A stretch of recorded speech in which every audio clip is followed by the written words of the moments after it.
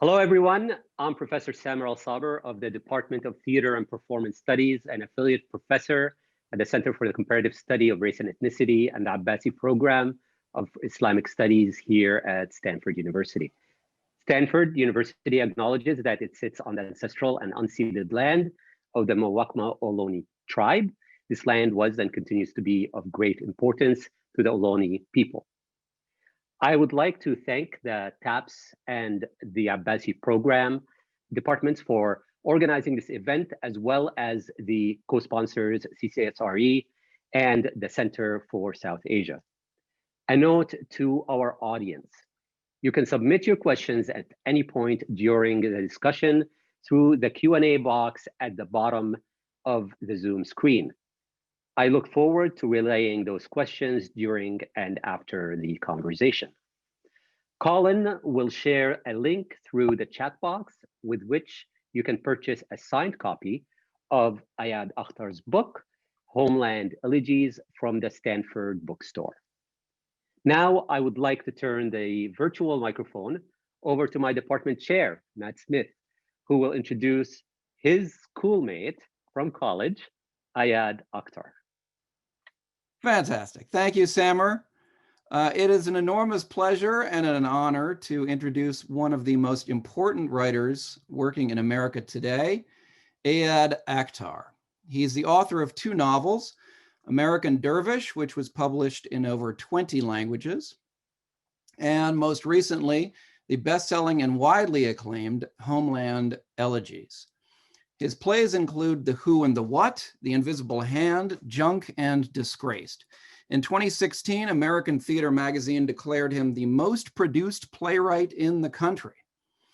He's won numerous awards, including, I believe, 2 Obies and a Pulitzer, and recently received an award in literature from the American Academy of Arts and Letters.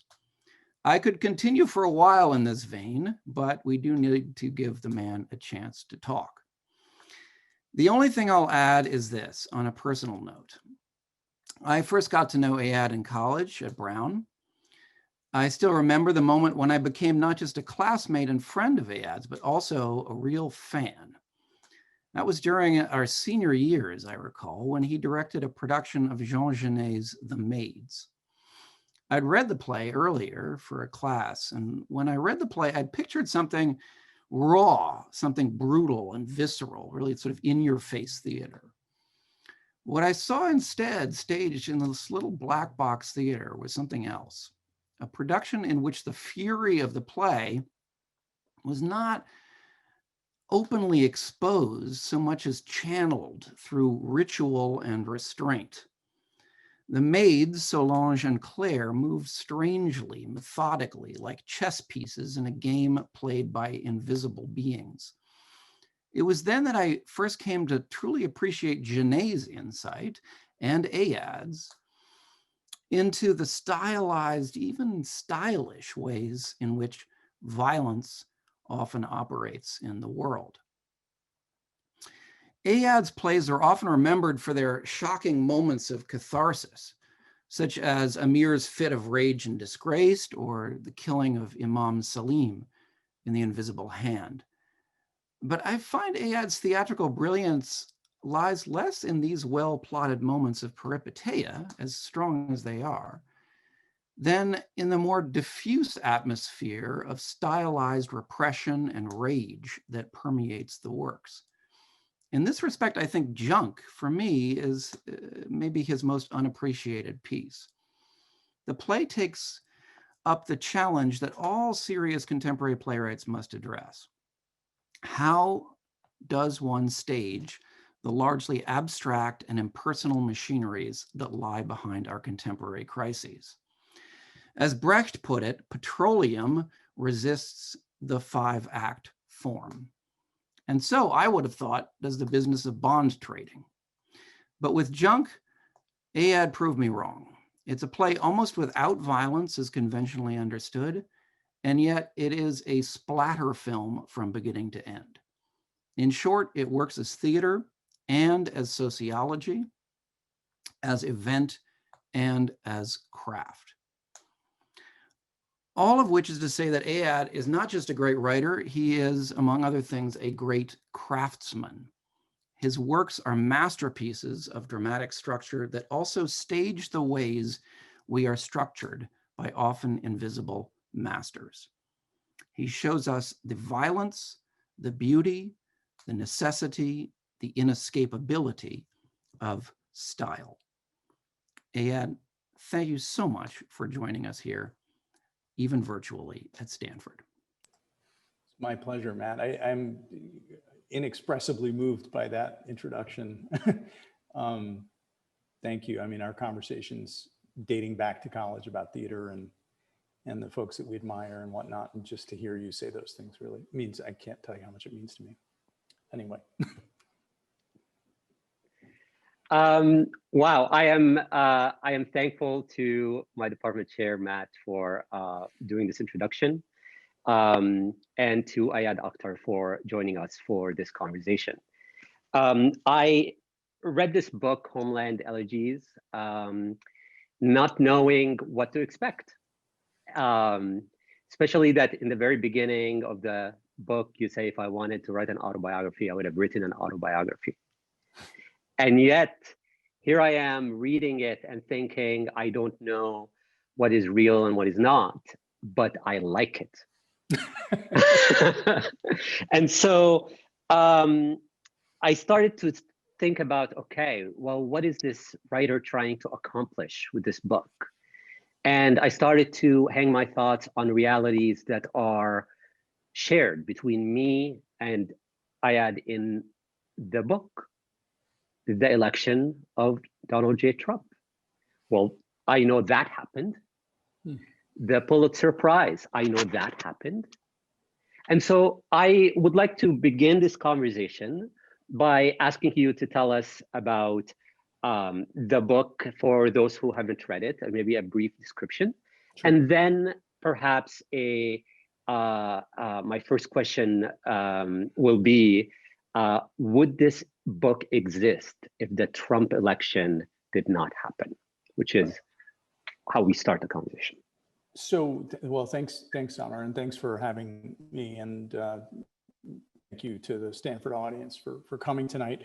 My mom had passed away, and my dad was showing really significant signs of decline, and so he was drinking himself into a daily oblivion.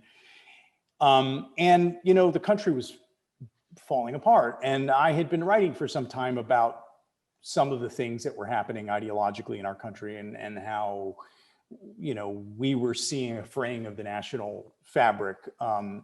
And I think Trump's advent to the highest office in the land was a straw that broke the proverbial camel's back, if you will. Something happened to me.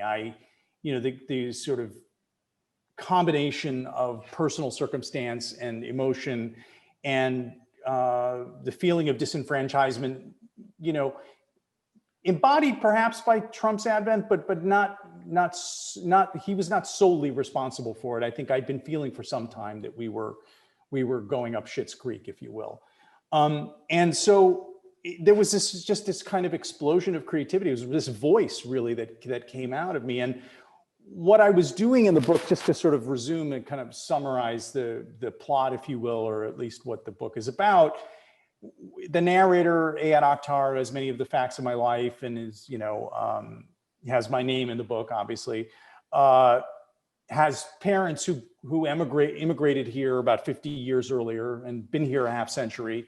And the book is a kind of compendium or an exploration, narration of our time here in America, the generation of my parents and their friends and family and their kids like me who were born here and grown up here, and what our journeys in this half century in America say about what America was when they came, how it changed, and what the country has come to mean to them and to us now in this era of Trump and this era of high finance. So that's really the book. There's a lot of different stories. There's an underlying story of a writer's coming of age and also a kind of writer's coming into a kind of political consciousness. There's the saga of what happens in the family and the father's sort of disillusionment with the American dream, and Donald Trump does figure in the book at one point. So, you know, it's in some ways a kind of traditional, though formally inventive, but traditional, you know, social novel meets Bildungsroman, you know, coming of age story. So.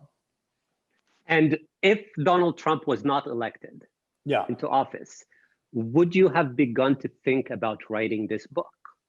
It seems like you're trying to come.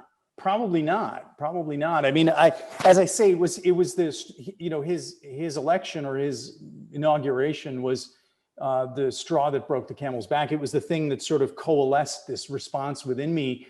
And I think emboldened me formally. I mean, I think that the collapse of truth and fiction, you know, I've long admired, you know, practitioners of autofiction like Marcel Proust and Philip Roth. And, you know, a couple of those Philip Roth books, which I particularly love, like Counter Life and Operation Shylock, where the narrator has Philip Roth's name. It's not Nathan Zuckerberg. So I think you know, there was a precedent for approaching a novel this way. But I don't know that I would have been emboldened by the environment and the sort of collapse of entertainment so fully into the political realm and so fully into our daily discourse seemed to warrant this kind of a response. Here we are on the last day of the Trump era. At the time we scheduled this conversation, we actually did not know what the outcome of the election was going to be. Right. And here we are. It just happened that the way schedules aligned, that we are here and tomorrow is the inauguration. Yeah. How do you reflect on the last 4 years for you, formally, theatrically, professionally, during the Trump era? What has this done for you and to you over the last 4 years? And I'm thinking about the journey of an artist, a culture maker such as yourself. Yeah. What do 4 years of Trump do to a writer? I think that it's made it possible for me to write work that the audience might legibly sort of comprehend a little bit better. I think that I often joke that the only reason I have a career is because I've been, you know, misinterpreted. I think I said that to you in the last time we talked. And I think I've been trying to write about the dissolution of the larger structures that have been a support for our national life for some time. And I think that the Trump era revealed to most Americans, or to so many Americans, just how much rot had set in. And of course, the pandemic has made that abundantly clear. I hope that people are feeling optimistic, but I hope they're also not deluded into thinking that Trump was the underlying problem. He was certainly the most egregious symptom of a deeper problem, and hopefully, you know, we're now a little bit more aware, and we can begin to set ourselves on a course that's going to try to correct some of those things. But we'll see. As an author, here you are, being a person identified with the study of identity. When I taught Race and Performance, Disgraced was on the list, and I could have taught any of your plays. I definitely would assign this book to any of my students in a Race and Performance class, because it is a performance in and of itself. Yeah. And what's most interesting about you and how Ayad Akhtar is represented in the book is that I have a hard time reading the character's identity as well as yours in conversation. Because here you are, when you say us as you speak as a Muslim, right? When you say us you speak as a South Asian, when you say us as you speak as an American, I think, yeah, I believe him. And yet these identities seldom are seen in the same way, with the same lens and filter, right, in everyday politics. Yeah. And so I'm curious if you can reflect with me on this idea of identity. Sure. As it deals with your role as an author. That's it. I mean, it's a complicated question, or there's a complicated answer to that. I'll do my best. I think that I think that I'm not I'm not unique in saying that what you say about yourself can never finally be the ultimate truth of who you are, right? So you can't, and I think people much more illustrious and legendary. I mean, somebody like the Buddha, this is a very simple, statement about reality and about the identity of the ego, that what we identify with or what we think we are isn't necessarily the full truth of what we are. And I certainly experience that in my daily life, that none of the so-called markers that I might find others attribute to me, and which do certainly map against certain aspects of my experience, there's no question. I don't take those to be defining of me in any way. There's not a rebellion implied by that. It's just a statement of my experience. I don't have the experience that is often imputed on me. I'll give you a simple example from the perspective of the work. People often say, well, I'm writing about identity and I'm writing about, what it's like to be Muslim in America. Well, and I think, sure, I guess I must be. I'm writing about people who are dealing with those issues, but I don't think that I'm writing about that. I'm writing about people. I'm not writing about the particular kinds of identity problems they're dealing with. I'm writing about these people who happen to have some of these issues, but they have other problems too. And so the focus on, I think in an even more simple way of putting it is I think that the focus on identity is a focus on difference, whereas as a writer, I'm ultimately trying to find what is the same about us. So that comes from my own experience of being, where my Islam is not a definitive statement about me and to myself, or my South Asianness, or my Wisconsin Midwestern brought up, or whatever it may be, or my experience as a writer. I do like to think of myself as an American, but that means that I have complicated feelings about that too. So along those lines, then, here's the challenge. Culture makers, cultural producers, those who are in a majority culture as minorities often feel a particular burden of responsibility, sure, representation in a particular way. And you have insisted that what you create, like when you're in describing this book, you have said that I have created a portrait. And this portrait is complex. It's a big picture, and you might want to do it with it what you will.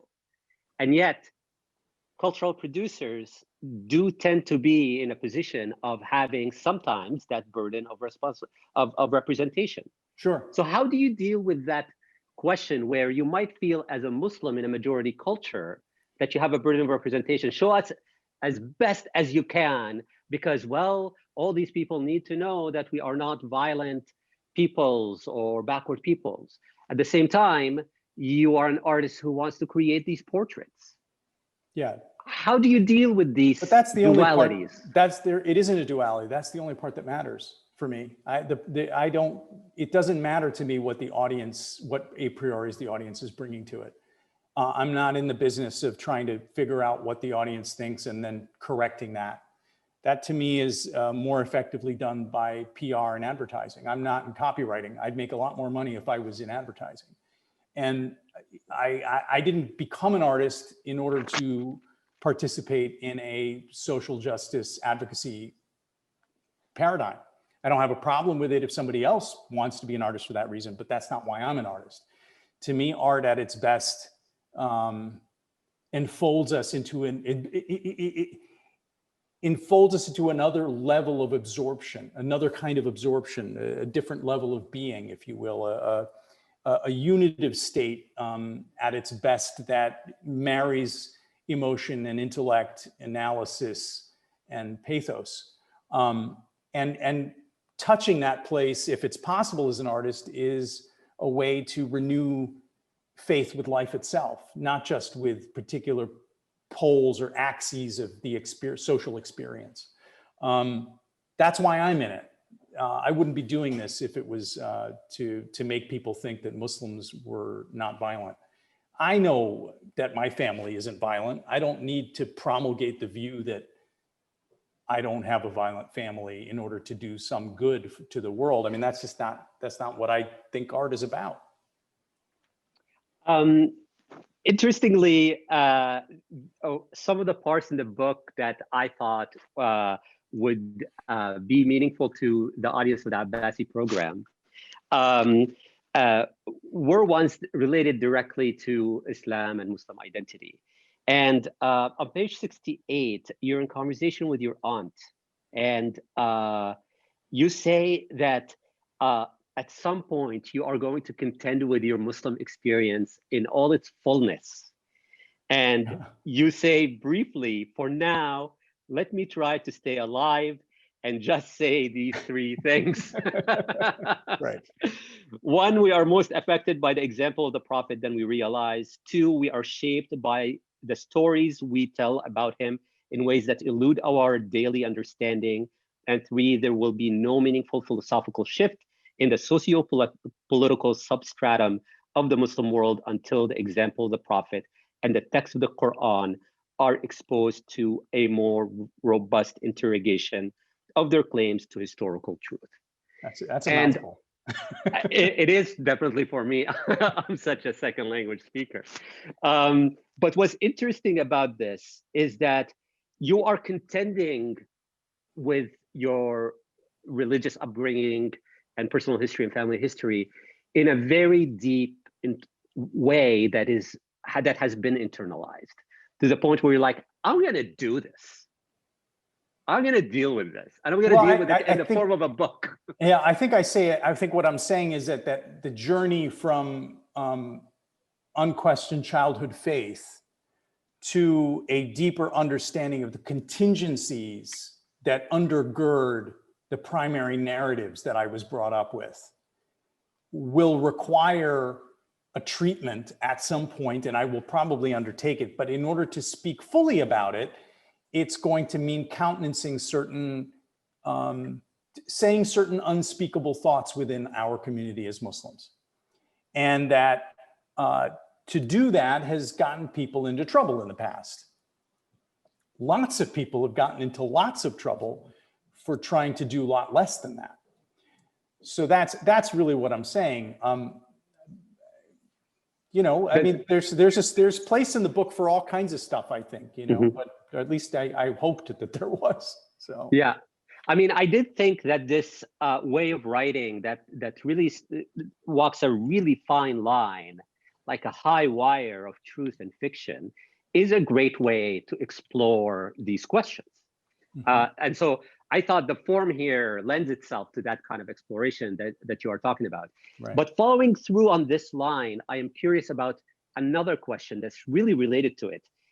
If you were to deal with this treatment, is this a kind of a version of you that goes and studies, you know, the mystics of Islam and goes to various universities, deals with the kind of scholarship and fiqh and what has been historicized already about the religion, a kind of a journey to explore that faith from very deeply within that line of thought?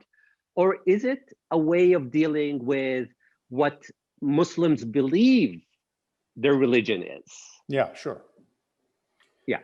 It's a good question. I mean, I think that, you know, I've done both in the sense that I've been a student of the tradition for a long time, for most of my life. And I have varied perspectives on it. And there is room in the tradition for a lot more than people realize.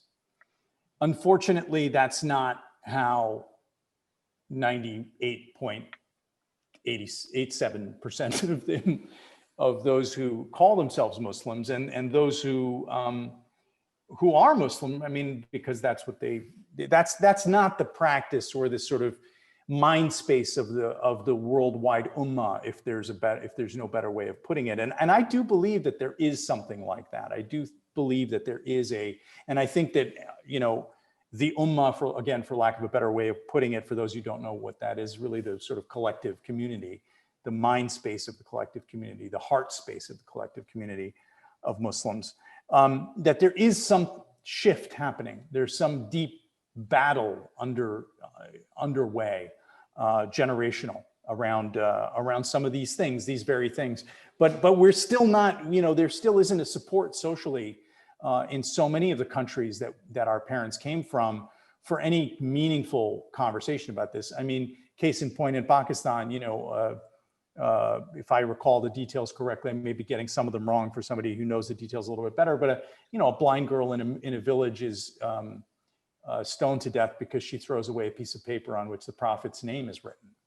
I mean, when blasphemy laws and sort of the collective mindset of a country or of, more than just a country you can't have a meaningful conversation about the tradition anymore. So in a way to say, well, there's tafsir and there's Ibn Arabi and there's all this amazing stuff. It's also a way of avoiding the reality of where we are today as Muslims in the world. And again, to sort of, to call on Edward Said's analysis of the discourses that the West has used to subjugate us and to pigeonhole us and to misrepresent us as a defense, to not look at the shit that we've got to look at, pardon my French for not putting it in it's laziness on our part. Mm-hmm. So that's part of what is behind that alleged project in the book that I say I will do someday, but that I don't do now. Well, I hope you do, because I'll be your first reader. Yeah, I want to stay alive for the time being. Life is life hasn't been too bad the last few years. So yeah, yes, absolutely. And following your growth and writing and development and awards has been such a beautiful thing to see as a Muslim thinker and writer myself. It brings me great pride. The questions have started to roll in. Mm-hmm. And one of the questions actually is directly related to this idea of discourse in the West, right? And what we do here versus what happens in the Islamic world. And one question is, how have your books been received in the Islamic world?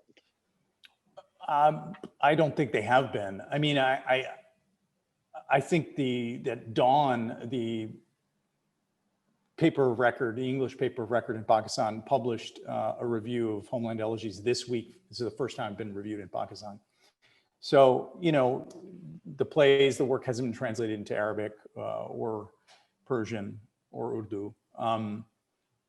There is no meaningful presence in the Muslim world of my work. And maybe rightly so. I think it would create some problems. I mean, I've often said that if Disgraced were to be staged in a city like Cairo, it would probably, result in the theater getting burned down.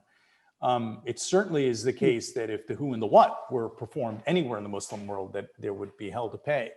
So, it's probably better for me at the end of the day that, my work doesn't find a footing elsewhere. Maybe Homeland Elegies will begin to change that a bit.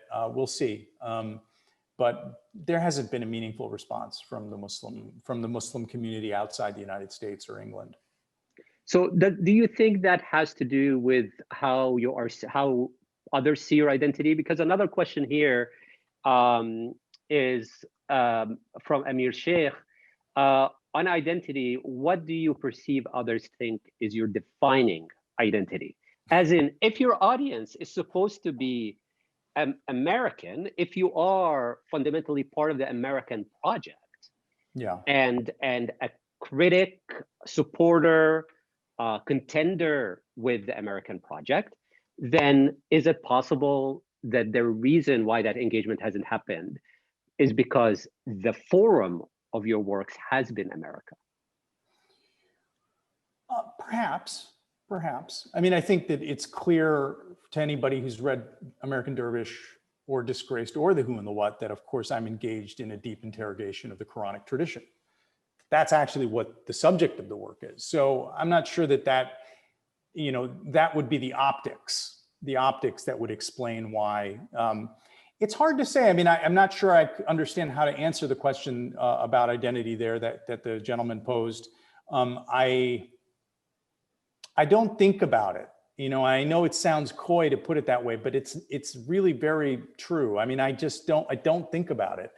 You know, when Matt and I were in college together and I admired Grotowski and Peter Brook, I didn't think to myself, oh, I'm a Pakistani American and, you know, they're Europeans and my work is going to have to be different because I have a different set of cultural backgrounds and I exist within a matrix of sort of post-colonialism, and there are certain discourses that I cannot accept because that was not part of my procedure. It was not part of my intellectual procedure. It's not part of my artistic procedure, which is not to say that I'm not aware of those dimensions of our moment.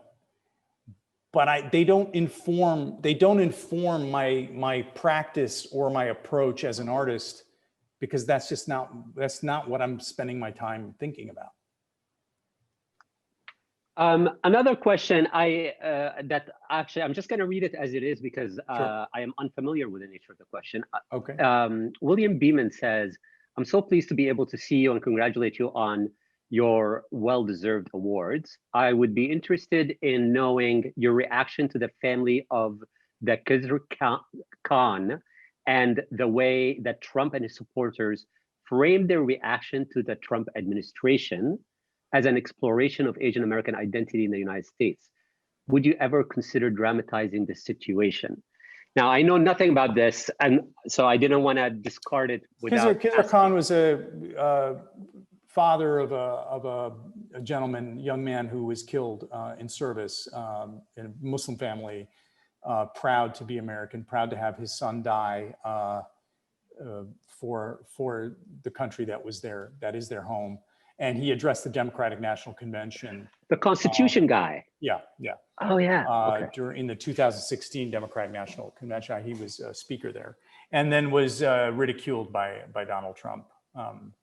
You know, one of many to be ridiculed by Trump. So I'm not sure. No, I don't think I would tell that story. It's a good story. I think it's maybe for somebody to tell.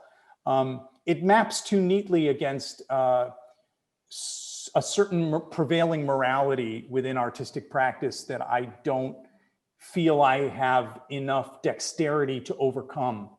One of the challenges, I think, of writing vividly about or into the present is to write in a way that defies the overlay of obvious moral conclusions. And I think it's hard, it's just hard in that instance to not paint Trump as a villain and to not paint Khizr Khan as a hero. And those stories don't interest me generally.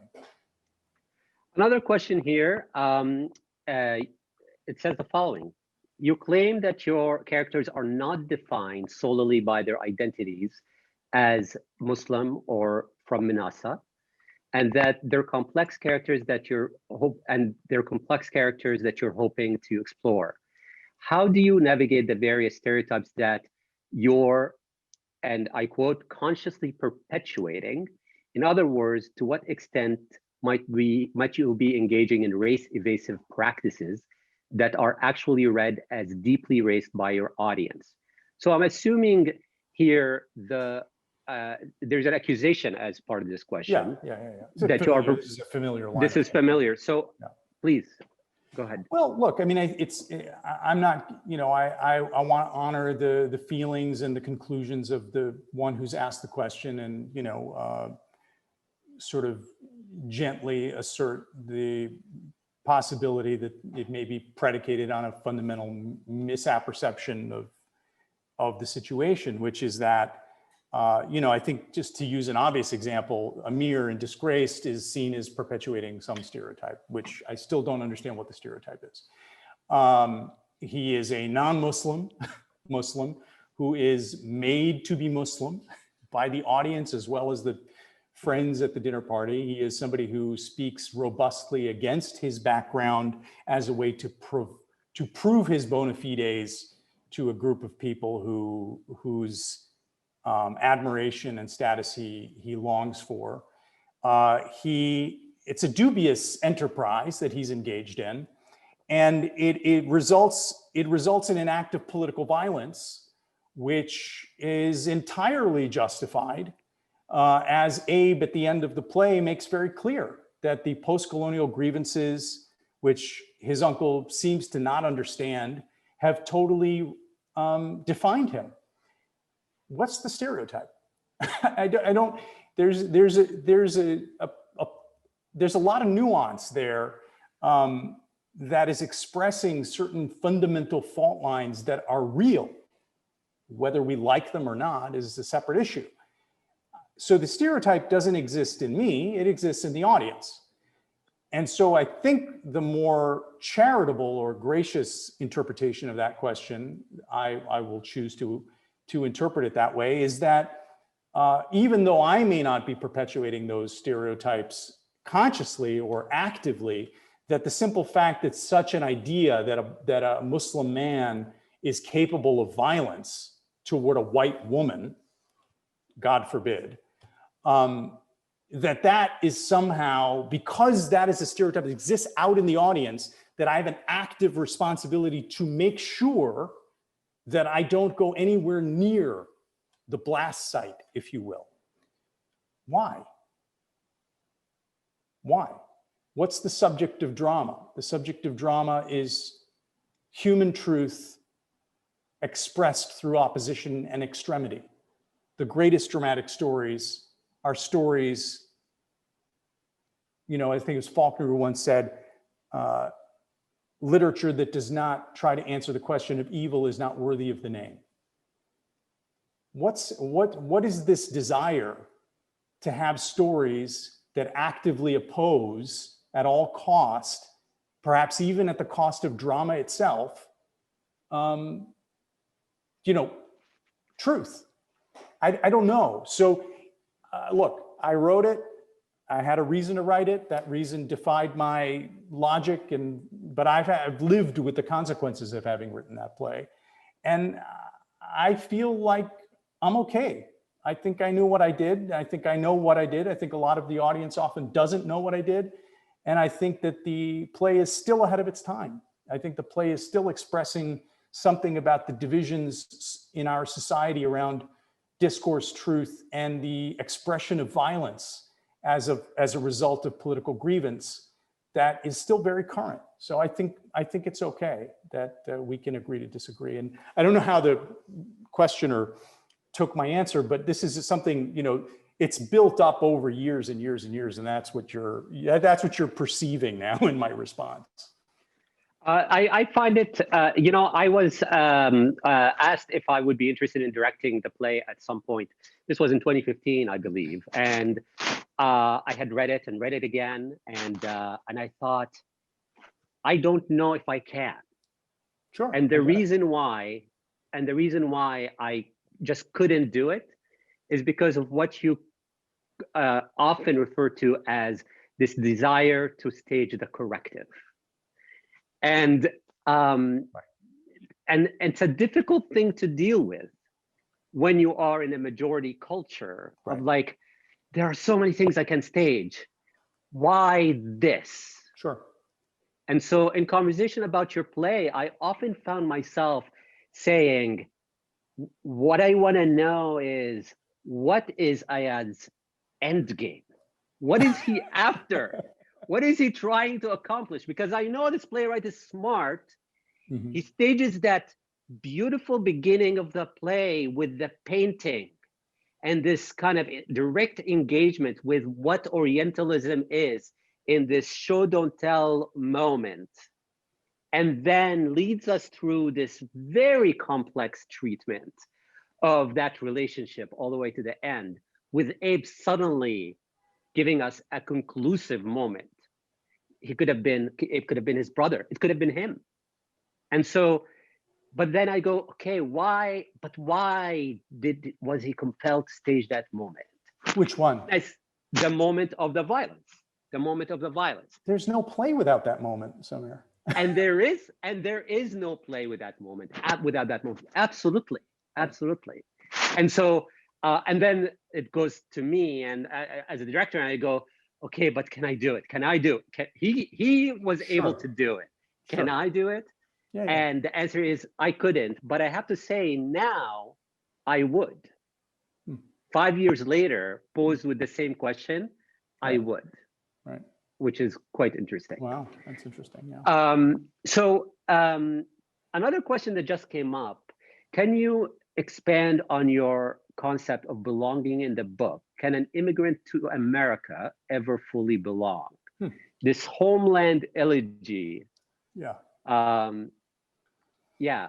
Well, it seems like all of the immigrant parents in the book are all confused in different ways about their relationship to they're at odds in different ways with their relationship to, and the most unambiguous sort of relationship is probably the father, who is a real proud sort of, apologist for American everything. He just loves everything about America and loves the Donald Trump version of it too. But he goes through a process of disillusionment himself, or at least comes to realize that much of his life he's been performing some idea of being an American, that at root there is still this sense of belonging somewhere else. I mean, I think that America is fascinating because there's two kinds of belonging here. One is the belonging to an idea of equality or whatever highfalutin stuff we tend to throw around. And then there's the lower version of that, which has to do with race and success. But those are ideas, those are attainments. And then there's the blood and soil side of it, right? There's the side of it that is about coming from somewhere. And that certain societies have that aspect of belonging, which is more instinctual, maybe more animal, more intuitive.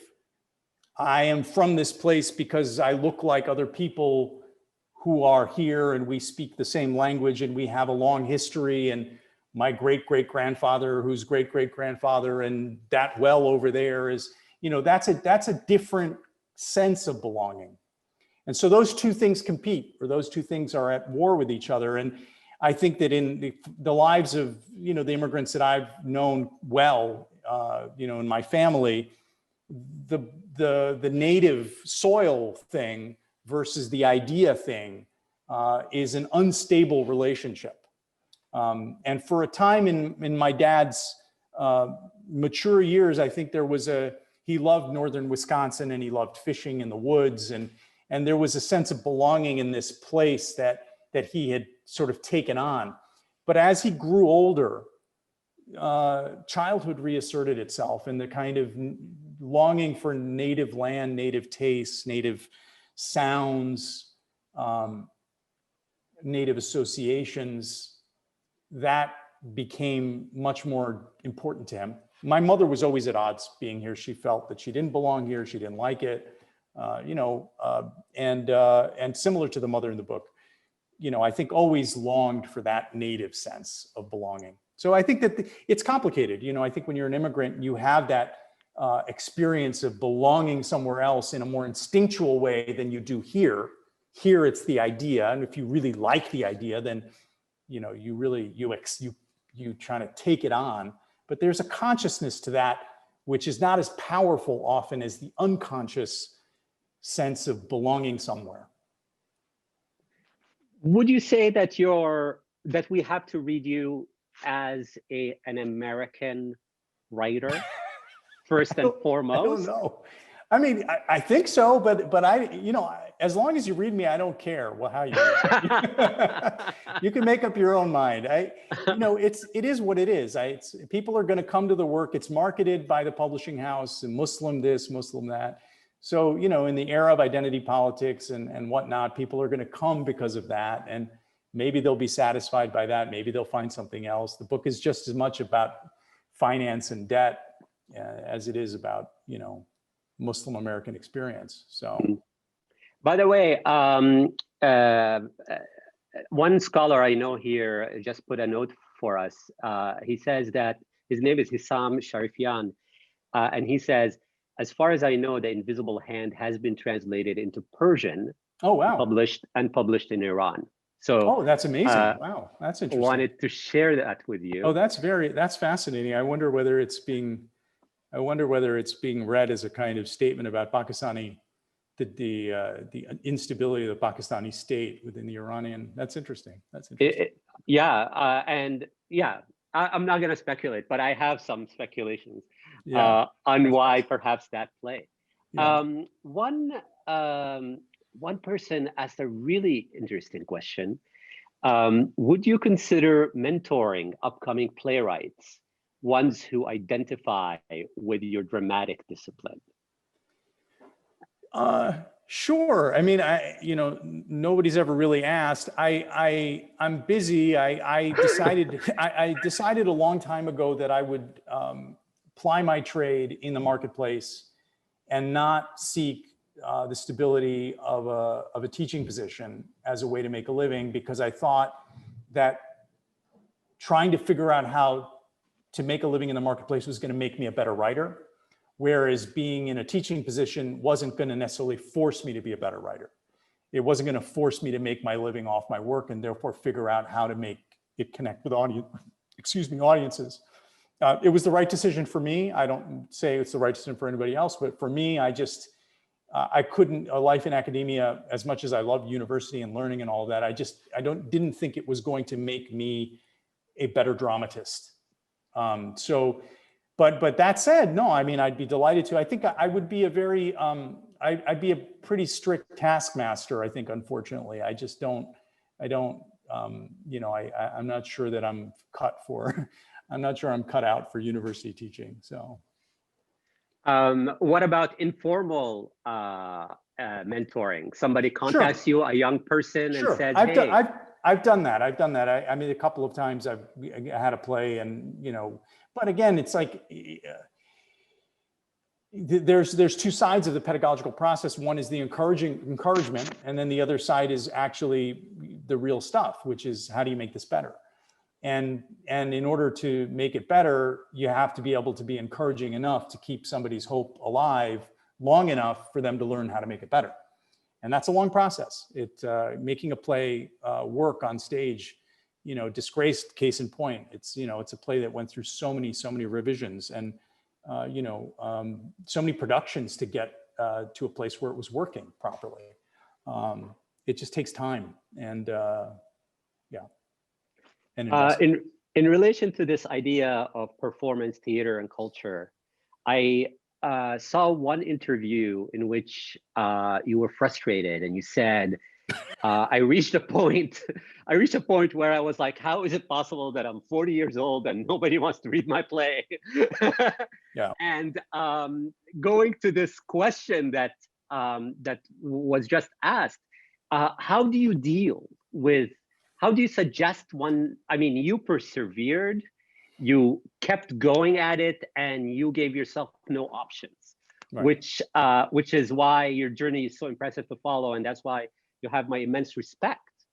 But then is that the only way? Well, of course, there's so many ways to do anything. So, my journey was particular. People often ask me, they say, well, you do all these things, you write books, you write plays, you write for film and TV. And I mean, how do you do all these different things? And my answer, I'm not, joking when I say it, is that I learned to do all these things because I failed so many times at all of them.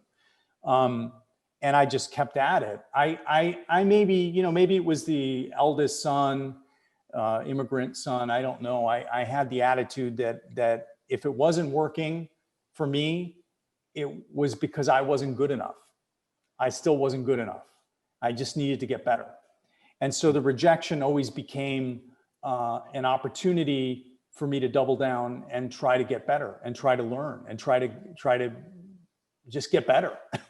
And I still have that mentality. I mean, it's like, I'm just trying to become a better writer. That's been long ingrained in me. And that's the thing that's kept me going. I think if I had felt, there was probably a fair amount of, gatekeeping going on, people feeling that whatever I was writing about wasn't germane to their audiences, although it turns out that maybe it was more germane than they realized.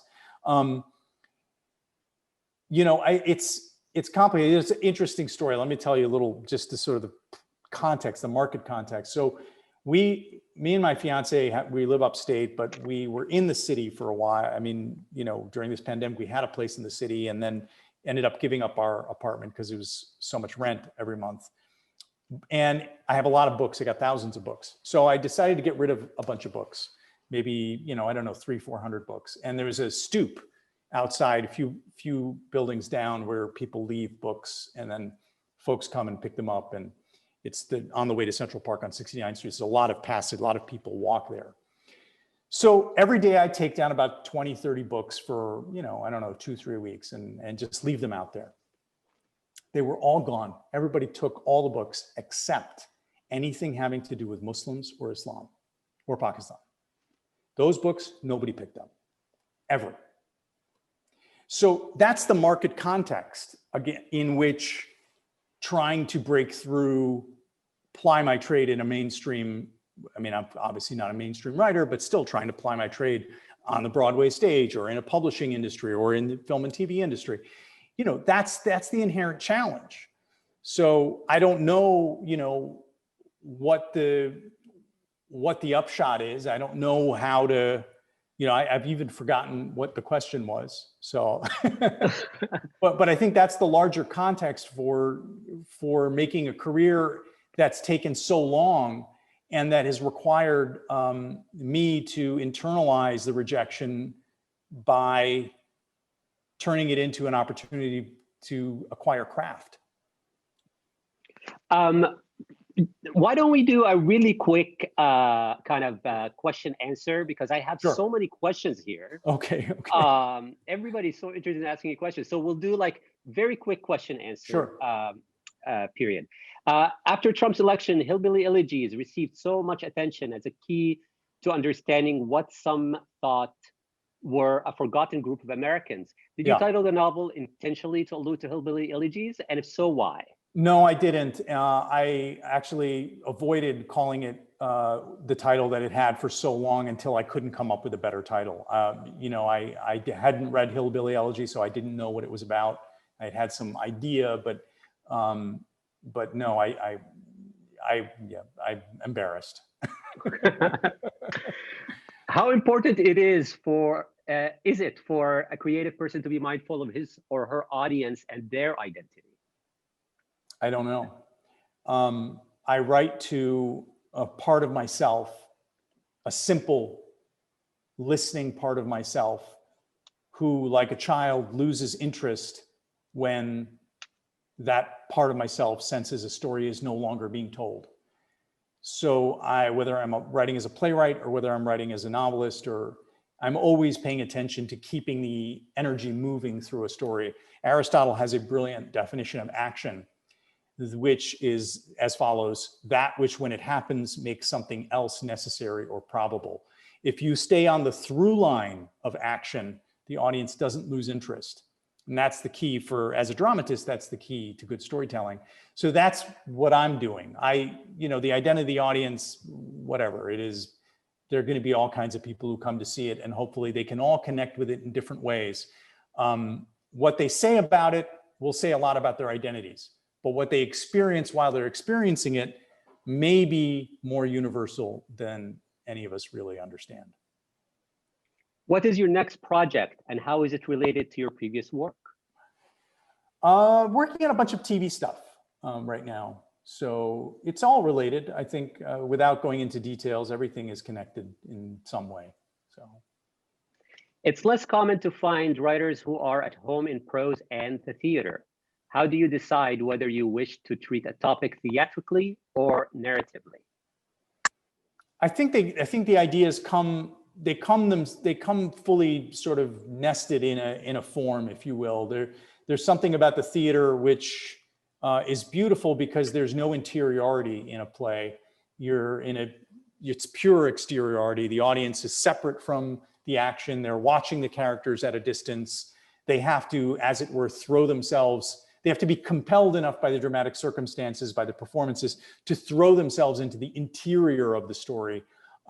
Whereas in a novel, you obviously can whisper into the reader's ear. You can tell them everything about what's happening on the inside of things. So each is good for different things. Actually, oddly enough, for argumentation, for ideas, politics, the theater is good because there's something about witnessing it from a distance that I think the dialectical process is inherent in this separation from this physical separation from what you're seeing on stage. The father-son relationship that you write about in Homeland Elegies was deeply moving. If okay with you, can you share if your father was able to read your book before he passed away? So the very long chapter at the end of the book, about 100 pages, which is about my father in a court case in Western Wisconsin, where his legacy as a physician and as an American is sort of being contested. The day that I finished that chapter, that long chapter about my dad that I've been sort of preparing to write for a few years, the day I finished that chapter, I closed my computer, and an hour later, my brother called me and said, Dad hit his head and he's being taken to ICU, and he died shortly thereafter. So there was never even a universe in which my dad was going to be able to read the book, because the day I finished the book was the day that my dad sort of began his journey to the other side. My condolences, our condolences. Yeah, thank you. In Disgraced, In a weird way, I think that writing the book, I'd lost my dad 2 years earlier to drinking. And I think in a weird way, the book was an attempt to sort of like keep remembering what it was like to have a relationship with him. So yes, I lost him in life then, but I had started to lose him much earlier. In Disgraced, Junk, and Homeland Elegies, you seem to be saying at various points that money and whiteness are critical elements to belonging in America. Do you think one is more prevalent than the other? Money. You're still going to have a chip on your shoulder if you make a lot of money and you're not white. But you'll still belong. Jay-Z's an American, so is Beyonce. So yeah, you know. Fair enough. Are there ways in which any particular staging of Disgraced has revealed new dimensions to the play to you as the author, resonated in new or unexpected ways? Yeah, there were two productions. One in London, which really went there in terms of the violence, and it was revelatory that there was something clarifying, so profoundly clarifying, when the violence was not shied away from, when it was really enacted, and it sort of revealed maybe a more ancient root to the play, something hearkening to, you know, some attempt at tragedy in a classical form. Even though, of course, in classical tragedy, the violence takes place off stage. And then the other, I would say the other production of Disgrace that was revelatory was a production in Vienna at the Burgtheater, the National Theater in Vienna, directed by a woman. And there was an eroticism to the play, which was revelatory to me. In both instances, it was about directors who did not shy away from the deeper, more animal, instinctual aspects of the play. Usually productions of Disgraced are kind of boring and thin because they focus on the ideas and not on these deeper currents that are there. What was the purpose of Asha and her relationship drama in the book?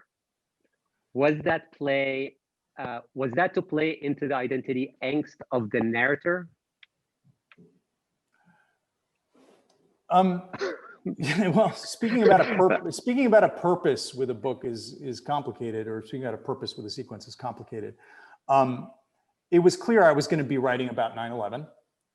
It was clear I was going to be writing about love and sex. And I had a really interesting idea, which was that the narrator would get syphilis, and that this would be the beginning of an exploration around the afflictions that have taken over American life. So that was the starting point, and the rest of it unfolded from there. You know, Asha's, of course, she's a composite of so many encounters and experiences and family members and romantic interests that I've experienced over the years. She has to carry a lot of anecdotal memory for me, but You know, the challenge with that section was to thread the through line of the relationship and to reveal the deeper Freudian dimensions of what the book is getting at with regards to the mother and the father, and then it's a play on Philip Roth. I mean, I'm stealing from Portnoy's Complaint, My Life as a Man. So it's all of that stuff. There isn't an obvious purpose beyond the exploration of all of those experiences through the form of literature in some way. So it's been an hour, and that's how long our event is. And so okay. we are coming to the conclusion, which makes me quite sad because I have a lot of questions for you myself, yeah. But all these questions keep coming in. The audience is just not stopping. Okay. And so, so I feel like I should honor our audience as much as possible. One question that I had is the relationship with Riaz. What a brilliant character you've created. And that chapter moves so fast. It's like, it's just this thing. I mean, once that chapter starts, that's a moment where you really could not put it down, you know? And it's an enthralling, fast moving chapter because it's dealing with the money, with the upper echelon society, with the Pulitzer Prize, so much going on.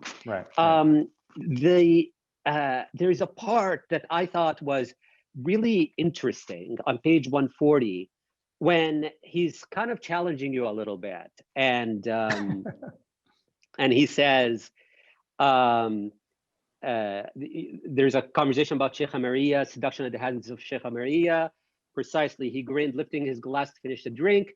I mean, in a way, you're doing your own version of the same thing, aren't you? Laying claim, owning what they think they see in us, then turning it right back at them. You think this is us? It's actually you. And so I'm curious about this idea of you staging something in order to kind of make a particular majority audience understand that universality shouldn't stop at me or you or Amir. There's something about the particular and the universal and whether either exists that I find really fascinating in this moment. Right. Yeah, if you could reflect on this. Yeah. I as a dramatist, I'm not interested in meanings. I don't know how to convey. You're interested in action. I'm interested in a movement. I'm interested in it's an almost kinesthetic thing. It has to move. The movement of energy from one opposition, one pole to another, the reversal, you know, the reveal, the recognition, the shock. I don't care about the meaning. You know, I have to be attentive to the meaning, but if it's going to have a meaning, that meaning can't be a sentence. That's not worth spending 2 to 3 to 5 years on something, is to write some delivery system for a sentence. It has to contain a mysterious toe, a kind of pull, that fashioning that pull, that's the reason to be a dramatist for me. Otherwise, I'd do something else. So, you know, all the discussion about intentionality and sort of the mise-en-scène of discourse, and that's not art. That's not what that's the making of art has not, in my experience, has very little to do with that. You know, I think it's naive to think today that you have to be aware of those things today. You can't. Increasingly, the audience is responding to the politics of representation on stage, on the screen, in books, as if it were the primary aesthetic content of the work that they're watching. So you, as an artist who plies his trade in the marketplace, I have to know that the audience is doing that, but I still don't care about that. doesn't interest me. If I wanted to change the world in that way, I would have done something much more productive with my life. So then this idea, and this probably this might be the last question I can ask you on this. Okay. And for the day, what I struggle with your works and with you and conversations with you about is the following. Yeah. You keep saying that this movement is what's important. You want to write about these internal battles, the blood and the gore and the money and the kind of big questions that seems like humans are constantly in battle with. Yeah. But then I go, like junk and the thrust for money and what America is based on the invention of junk bonds and debt and the Reagan through the Chicago School and neoliberalism all the way to you have a very smart way of understanding and framing these questions. And yet what I struggle with is that I don't know if you deconstruct it all and you get to money, then I know that answer is unsatisfying to you. Money is not the answer. Money is not the discovery. You're looking for art to give you an answer. But no, I'm trying to understand you as an artist, not for art itself. I'm actually trying to understand you. Got it. Because it's like, what do you try? I mean, I'm trying to craft an experience. And that part of that experience, you can't craft the experience in a blind context. Brecht was rewriting his plays every afternoon because of what was happening in the street in the morning, and then that evening the play would be different. You're creating an experience which has a social context, and people are existing inside. Plato, I think Plato in the Republic talks about the city as a metaphor for the soul. What the city is tells us what we can be. How we experience our so-called inner dramas, as you describe them, is very much reflected in the structure of the city as well. I want to use all of that data, all of the thicket of all of those associations, some of which are very important to people, to marshal all of that stuff in the service of an absorption in the present, in the narrative unfolding of a story that occasions and rings true intellectually. It has a static, in an intellectual and emotional static that feels both at its best universal and timely, is speaking to us now, but is also speaking to us about enduring things. These are very high goals. I don't know if I accomplished them, but that's what I'm looking for. My work presents at times as a critique, but the critique is itself a form. It's a form to ensnare the intellect of the audience into a deeper movement, which is absorption in the present and loss in the narrative experience.